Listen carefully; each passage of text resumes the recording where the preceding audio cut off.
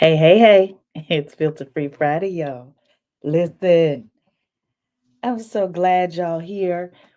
It's I'm laughing because I have been working on a project for about a week, and it's a project that I didn't even think about related to, do you want to be right or do you want to be happy? I often am writing about things that I feel like I'm the worst person in the world to write about, because God made me a person who likes to debate ideas. Um, when you look at my personality type, it says that one of the names for my type is the great debater. And oftentimes, when someone is debating, uh, it is perceived that they are arguing to be right. And what I've learned later in life is that sometimes I'm just arguing to be arguing.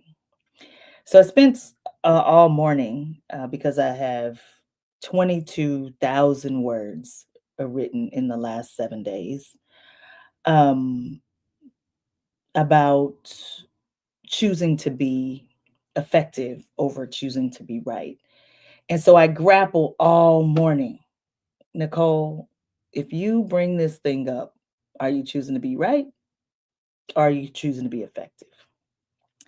And the honest answer is I don't know. I don't know. But I am going to try with the best care and concern and grace and humility to address a topic that I think needs to be addressed, even though it might appear that I'm judging. So, to set this up, I dated a guy 20 years ago, more than 20 years ago, and he was dating someone else. But while he was dating someone else, one of the things he would do is start talking to me. He'd give me more information. And in the spirit of giving me more information, what he was trying to do was get me off my square, keep me from doing what I already knew was to be true. Because my instinct was telling me right away he was lying. But the longer he talked, the more I didn't real I'd be like, I don't know. I start questioning my thoughts. The same is kind of true for what I think I should be talking about here today. Um, so interestingly enough, recently, one of my people, somebody I know, was chatting with him, and he was joking about how he used to confuse me. One thing stands out in particular. He picked up his girlfriend while we were together, and he also picked up his best friend. And he told me that his best friend and his girlfriend were a couple. Something about it didn't feel right. My intuition told me something about it didn't feel right. But D and this girl were acting like they were in a relationship, and so I believed it. To cut this story short, for the purposes of me getting to what I need to get to today and leaning into your intuition, that was his girlfriend. That relationship was a farce, and he was just trying to be with us all together because it was convenient. It was convenient. And so fast forward to this week, I get a call from my favorite, Miss Nadine. And if you don't know Miss Nadine, if you're not in Kansas City, she is a smoothie slanger. She is plant based. She makes all of her own smoothies with fresh spices, and she's just all about wellness. I met Miss Nadine running the Paseo stairs almost 10 years ago, it feels like, but it probably hasn't been that long. And the stairs, as they are designed, are 50 stairs down one side with a beautiful grassy space in the middle, and then there's 50 stairs up the other side. And so there's 100 stairs if you run the round trip. And the goal is to do 10 rounds, 1,000 stairs. I do it on Sundays. Sometimes I get my 10 in, sometimes I don't, depends on how much I talk. But in true fashion, if it's raining or if it's snowing, the stairs are not very safe, and Miss Nadine will cancel the stairs. She'll let us know on social media. Well, the leaves started falling in September. It's December. and the stairs hadn't been cleaned off. Now, what you need to know is that the stairs are not owned by a singular entity. They are owned by the Kansas City Public School District because the stairs lead up to one of the schools, and the old school that was torn down more than 20 years ago was built like a castle, and it had these beautiful stairs that led up to the castle. And the other owner is the Kansas City Parks and Rec. And there's a third owner who owns four stairs, as I understand it. Important to know.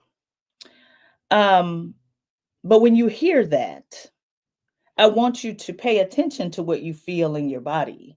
That a singular set of stairs that lead you from Paseo Boulevard up to the school is owned by three people. Pay attention to what you feel in your gut. Because remember, when Chico used to lie to me, that my gut used to tell me that something about this ain't right. Um, so Miss Nadine, she's got a couple entities that she reaches out to when the stairs need to be cleaned. Because if you can imagine, when it snowed on Sunday, the leaves were still there. Now you've got snow, which is slippery, but also leaves, which are slippery, which is also there's a walnut tree that's got little walnuts all over the place. That these things, if they're not cleaned off, can be quite dangerous. And I need y'all to grant me some grace because my hope is that I can help us understand the larger lesson I got out of this and not focus too intently on what happened at the stairs. So Miss Nadine makes her request. She knows personally a Kansas City school board member. That school board member responds right away and get somebody out there to clean the stairs. Okay. Miss Nadine goes and takes pictures of the work. She's such a gracious person. She posts and says they did a beautiful job. And she don't call me, but I get a call that the cleaning crew has cleaned one side of the stairs. Not only did they clean one side, they salted one side. And the other side, they left all the leaves, all the walnuts, and if slippery, all the slip hazards. Now, we could all go. It's going to be warm this weekend, so this is really of no consequence. There's a larger point I'm trying to make because by Sunday, there ain't no ice on the stairs. If there were, we could all go and run down one side and run up the same side and get our exact same workout. We could. The only thing we would miss is the walk around, because as you walk around, it adds a few more steps. It adds a few more calories that you can burn. And quite frankly, it allows you to catch your breath. Kia, I just really want us to center what we feeling in this story, right? So your first thought is similar to my first thought when I see this beautiful woman that Chico has picked up, right? Right? The beautiful woman he has picked up. Something in my spirit go, this ain't right. But the longer he talks, the longer I watch D, the more I go, well, maybe my first thought wasn't the right thought. So when I call Miss Nadine, I say, is it true that one side of the stairs got clean? She says, I wasn't gonna bother you with this, Dr. Nicole. Listen, do you have pictures? Send me those pictures. So I have confirmed this with photographs. Okay. One side got cleaned and the other side did not. The other thing that you should know is that I'm not great at yard work, but I have a leaf blower.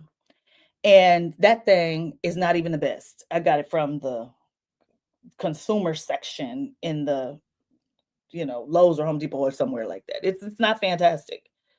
But when I have a blower, it'll probably take me 5 minutes to blow off these stairs. This is not massive amounts of work. And both Kansas City, Missouri Public School District and Kansas City Parks and Rec got leaf blowers way better than anything I could ever think of.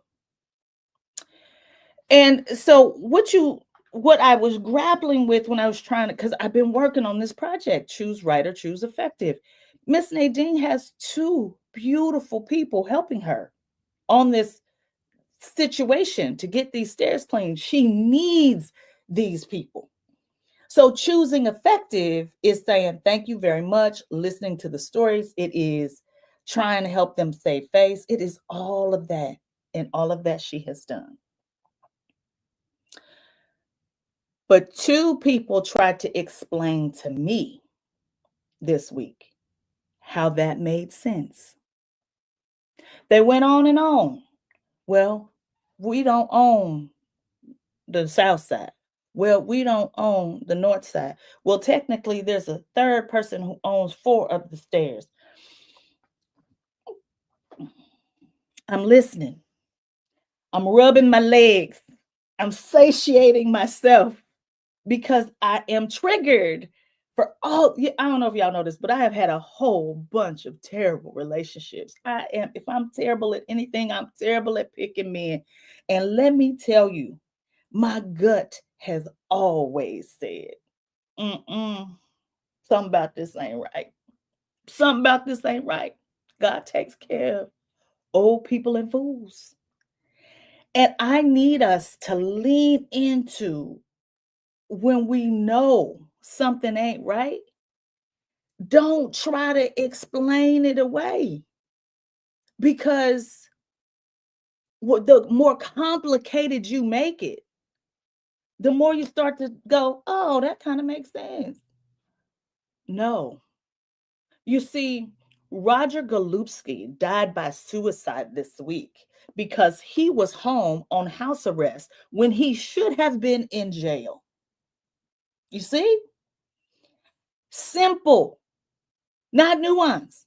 But the more people start talking, the more time goes by, you go, oh, he's old. Oh, he got diabetes. Oh, he shouldn't be.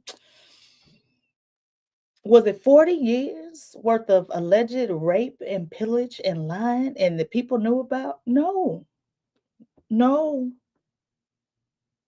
A host of witnesses? No. So we having conversations about should he have had a gun? We're having conversations about how much monitoring they were doing. We having conversations about what what's the is it weekly or is it monthly or is it at all that he should be somebody should be going by, other people can come and go. None of that matters. None of that matters. He should not have been at home. The stairs were a beautiful reminder to me that as I'm sitting there listening to how complicated it is, who owns this and who owns that, and the students don't use the stairs anymore. It's mostly community members who use it. It's Parks and Rec don't own the whole thing. Should there have been a slip hazard at Loose Park on the west side of Kansas City, Parks and Rec would have been out there before I could have made a call.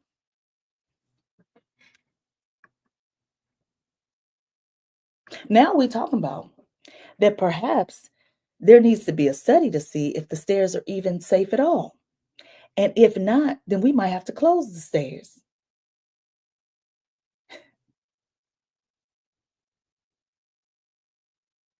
20 years worth of neglect from two entities for which I pay my taxes, Parks and Rec and the Kansas City, Missouri School Board. And we ain't took care of these stairs that at least every day of the week somebody out there navigate. And if those stairs are gone, to get from the Paseo side of the street, you're going to have to go all the way down. It's about half a city block. Then you're going to have to go an entire another city block. And then you're going to have to go up. Some of y'all don't live in Missouri. You don't realize how steep this place is. They're going to have to go up the hill. It's one of the steepest hills in the city to get to that school. And you know who's going to suffer? the few kids who do use those stairs. You know how I know kids use the stairs? Because every Sunday I pick up bags of hot chips.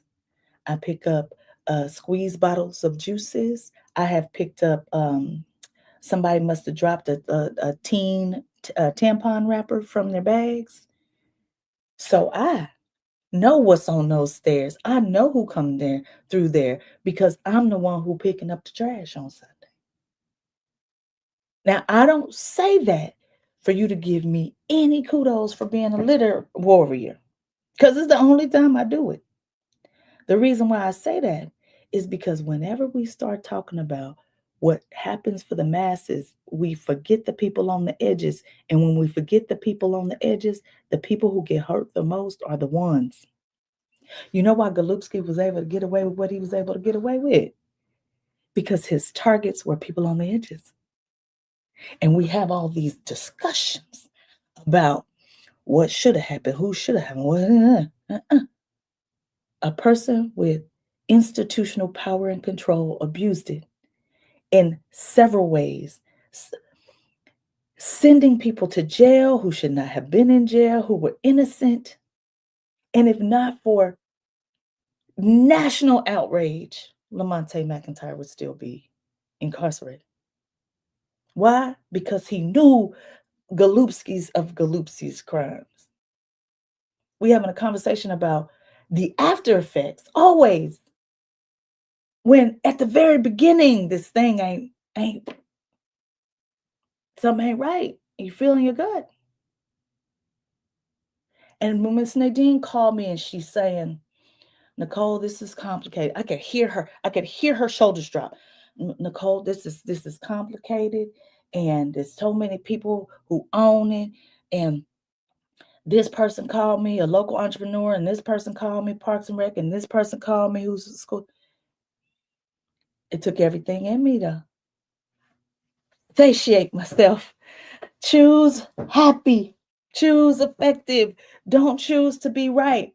But when your gut know, you got a crew of people, I don't care how many it is. They went out there to them stairs. They should have cleaned it. And so I invite you, my loves. Are you the kinds of people who are like, well, I don't have to use the school district, so I don't care. I'm not passing no bond. Is that you? Are you the kind of person who, if they add all kind of structural reinforcement for a Brush Creek Boulevard, Creek west of Truce, but then east of Truce has got a mud basin, but you don't live east of Truce, so that don't bother you?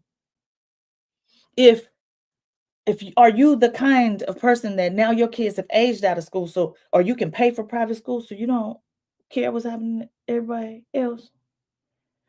Are you the kind of person who works at a job so you have health care, and so therefore you don't really care about those other people who've been denied claims on purpose to the tune of 90%? Let me tell you something that Trevor Noah said in his book, Born a Crime. He said, people say absolute power corrupts absolutely, but I say absolute powerlessness corrupts absolutely. If we continue down this road where we say, ain't my monkey, ain't my circus, baby, before you know it, all this gonna be a circus.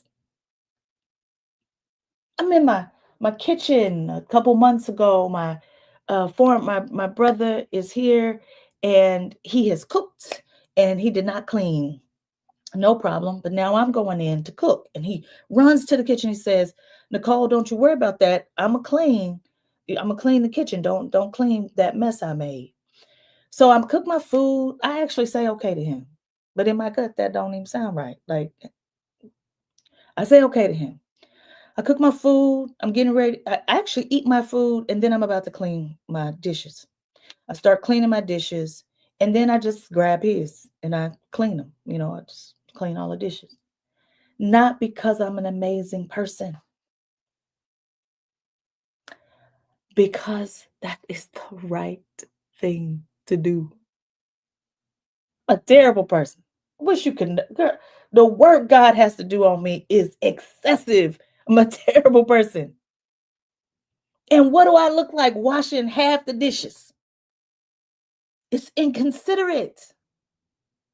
It's inconsiderate. He came in, he was like, Nicole, I told you not to wash those dishes. Bruh, I'm in here cleaning the dishes. So I got a couple questions. I had a couple questions instead. Was this a leadership failure? Did the leaders somewhere tell that crew, yeah, y'all just go out there and just clean the south side of the stairs, leave the other side undone, because those people need to clean their own side.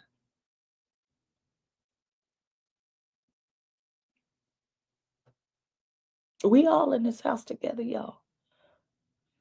And until we realize we all in this house together, these dirty dishes gonna keep stinking up this thing. When I decided to lean into the empathy revolution, I knew I was the worst person in the world to talk about this because I'm not very understanding. My first thought is, what the hell is going on with these people? It is always my second or third thought that's like, okay, try to see it from the other person's position, you know.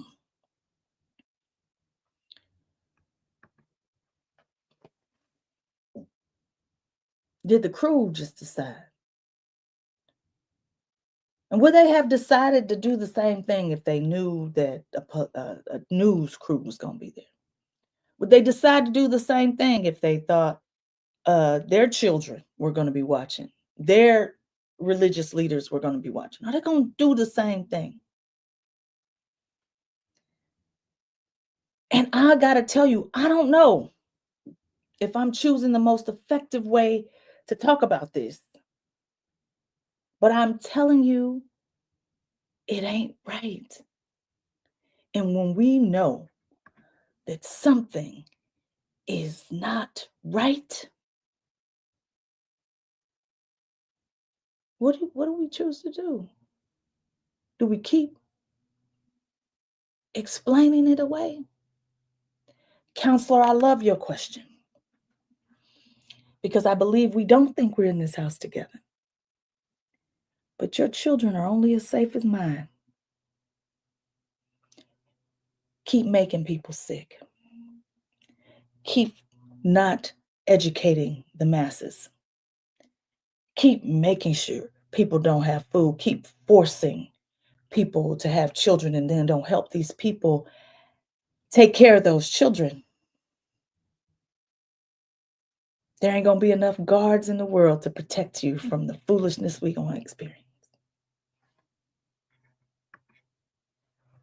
You think that the truth's dividing line is somehow stopping bullets? You think that because you don't have to use those stairs, that this don't impact you? The fact that people in certain parts of certain cities don't have wellness opportunities cost all of us, every single last one of us. What are you paying for? Health insurance. Why are you paying that for health insurance? Why is the United States of America the only country in the world where people go baroque because they have medical debt? Why are we the only country in the world that consider pre-existing conditions something to be wrong with you instead of medical history, as the rest of the globe does? You know, while I was in Coahoma County for Thanksgiving, my uncle said, this is the best country in the world. It is not. I love being a United States citizen. But honey, we are the first in terms of incarcerating our citizens. When people come here, they describe our food as tasting like chemicals. There are 4,000 cities in the United States of America with water quality as equal to or worse than Flint, Michigan.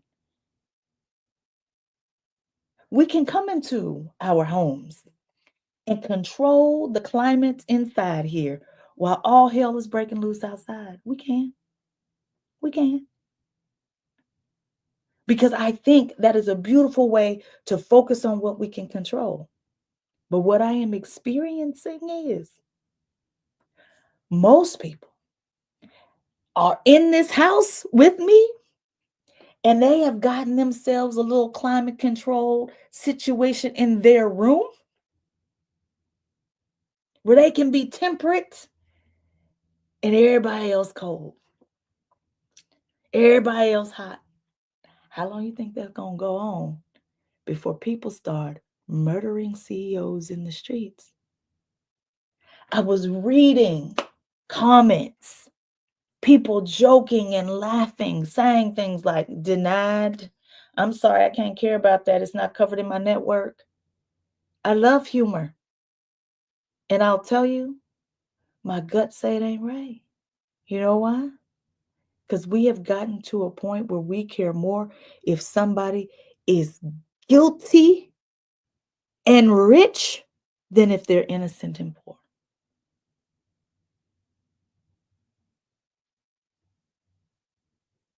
We're trying to figure out how we can get P. Diddy out of jail or why he shouldn't be there when the man on the recorded line still breaking the law because we have convinced ourselves that money means you're smart, means you're successful, means you're all kinds of things. Better, we even use words like, when I get a little money, God has blessed me. Blessed are the poor.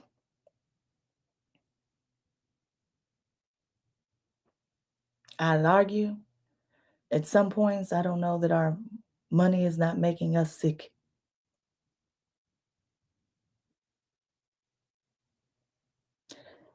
When you think about, you already got a crew out there. They already got the equipment. They already got the song. What kind of leadership competency says, just clean one side?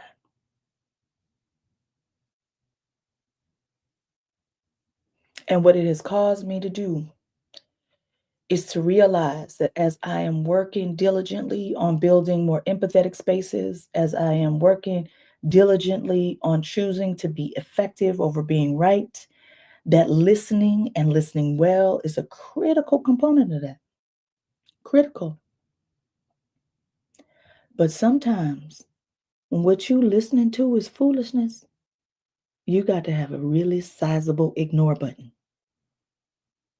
A sizable ignore button. Because you got to let your values still guide you.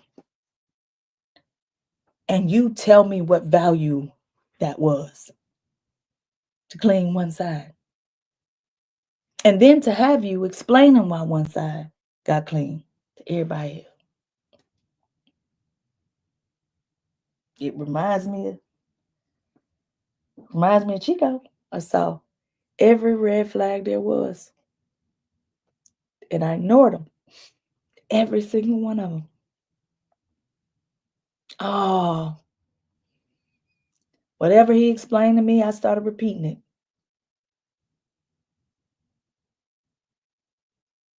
Some of the basics we learned in kindergarten.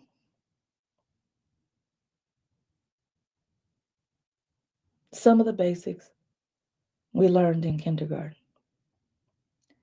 This idea that some deserve and some don't. That it was because of your pure hard work that has gotten you everything you have, and everybody else just need to work hard for it. It's nothing like being in vastly different spaces regularly to know for sure that is just not true.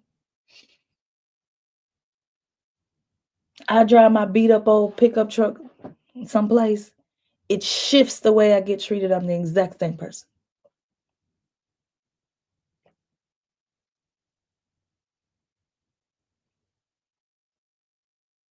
I was triggered this week. Them stairs triggered me. And when I sat back and I thought about it, I knew exactly why. Because as I was listening to understand, I was reminded those times when I was sitting in the park with my boyfriend and his girlfriend, because I was listening to the point of circuitry. Is that what you call a circus? Not my monkey, not my circus. I don't know. Sometimes we gotta feel that way about things. But there's an adage that I have that centers this book I'm finished, and it is an East African proverb. When the elephants fight, it's the grass that gets trampled upon. It's Filter Free Friday, y'all. We got work to do.